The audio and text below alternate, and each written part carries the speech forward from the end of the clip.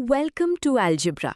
Today we are diving into a fascinating and powerful topic called circulant determinants. We will explore how a simple, predictable shifting pattern in a grid of numbers unlocks beautiful mathematical shortcuts. These shortcuts are not just theoretical, they are actively powering the digital technology we use every single day.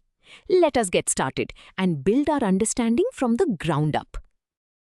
To truly understand our topic, imagine standing in a circle with a group of friends, passing a heavy ball to the right every time a whistle blows. The physical items in the circle remain exactly the same. They are just shifted over by one position. In mathematics, a circulant matrix behaves exactly like this rotating circle. Every single row is just a shifted copy of the row directly above it, wrapping around at the edges. This highly predictable, repeating pattern means we can find its determinant, which is its overall volume scaling power, without doing messy, complicated arithmetic. Now that we have the physical intuition, let us look at the mathematical structure on screen. Here is the general form of a circulant matrix, denoted by the capital letter C. The letter N tells us the total size of the grid, meaning the number of rows and columns. Notice how the elements C0 through Cn-1 form the very first row. The last element, Cn-1, wraps around to become the very first element of the second row. Because this strict diagonal shifting pattern never breaks, the entire massive matrix is completely defined just by knowing its very first row. This highly predictable structure leads us to a beautiful mathematical shortcut using eigenvalues. Think of an eigenvalue like a rubber band's stretch factor. It tells us exactly how much a specific direction is stretched or shrunk when the matrix acts upon it.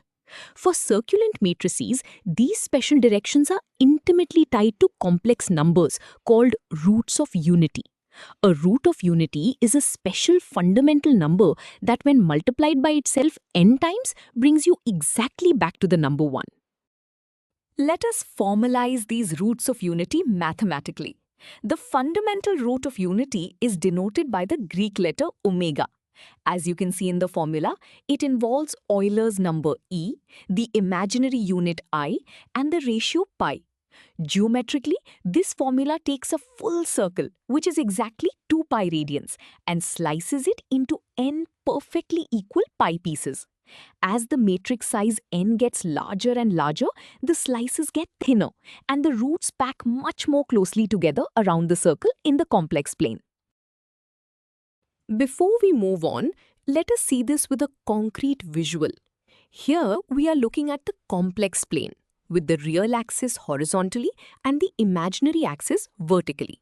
This specific diagram shows the third roots of unity, meaning n equals 3.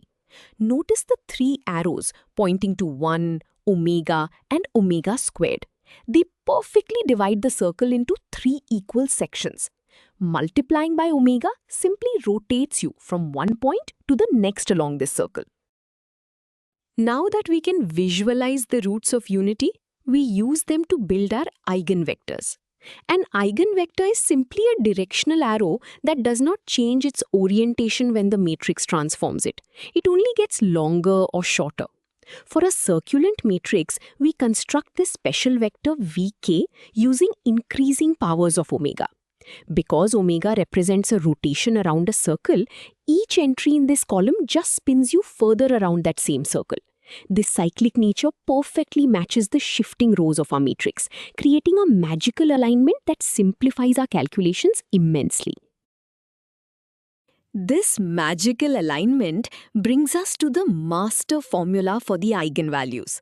When we multiply our matrix by the eigenvector, the matrix acts like a simple volume dial, which we call lambda k. To find this specific eigenvalue, we step through every single number cj in the first row of our matrix.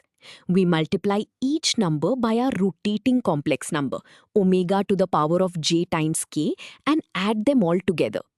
Because there are n different values for the index k, this formula gives us exactly n different eigenvalues. Now we reach the grand finale for finding the determinant. A fundamental rule of linear algebra states that the determinant of any matrix is exactly equal to the product of all its eigenvalues multiplied together. The giant pi symbol you see is like a summation symbol, but it means we multiply all the terms. This is a remarkably powerful shortcut. Instead of doing tedious row reductions on a massive matrix, we just evaluate the first row's polynomial at each root of unity and multiply those results to get our final volume measurement. Before we move on to larger matrices, let us apply this master formula to the simplest possible case, a matrix with 2 rows and 2 columns. We are given a first row consisting of the variables A and B. Because it is a circulant matrix, the second row must shift the B to the front. The size n is 2, so we slice our circle into 2 pieces. This gives us a fundamental root of unity of -1, which makes perfect sense since -1 multiplied by itself is +1. Continuing with our 2 by 2 example, we now use our eigenvalue formula to find the specific multipliers. We need to find 2 eigenvalues, so we will plug in the index k equals 0 and k equals 1 into the formula. For the first eigenvalue, any number to the power of 0 is exactly 1, so we simply get the sum of the elements in the first row, which is a plus b. For the second eigenvalue, -1 to the power of 1 remains -1, giving us a minus b. Finally, to find the determinant of this matrix, we simply multiply these 2 eigenvalues together. We multiply the quantity a plus b by the quantity a minus b. Expanding this algebraic expression gives us a squared minus b squared. If you check this against the standard cross-multiplication rule for a small 2 by 2 matrix, you get exactly the same result. Our root of unity method works perfectly, and the final answer represents the exact area scaling factor of this transformation. Now that we have successfully solved a small matrix, let us tackle a slightly harder problem to show the true power of this method. We have a 3 by 3 matrix with a first row of x, y, and z. The size n is 3.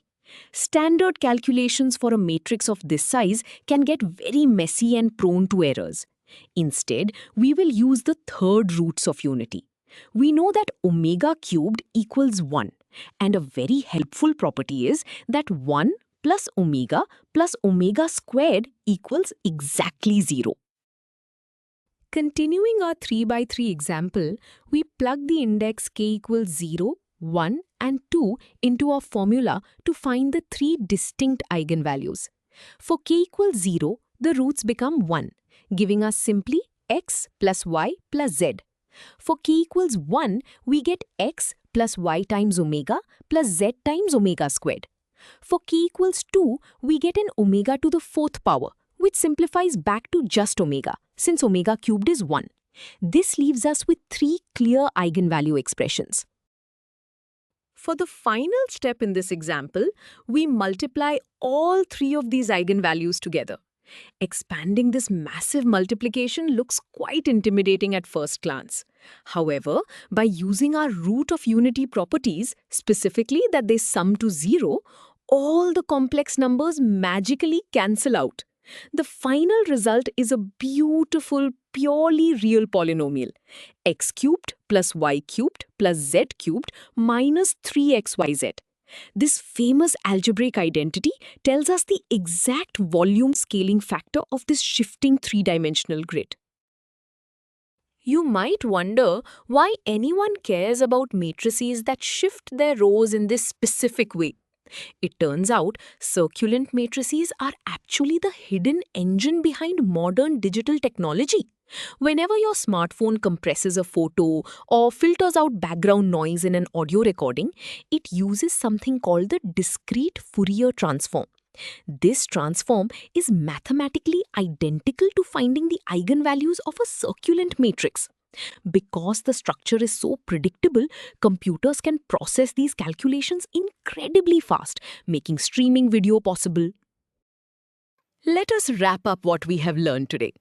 A circulant determinant measures a matrix where every row is a cyclic shift of the one above it.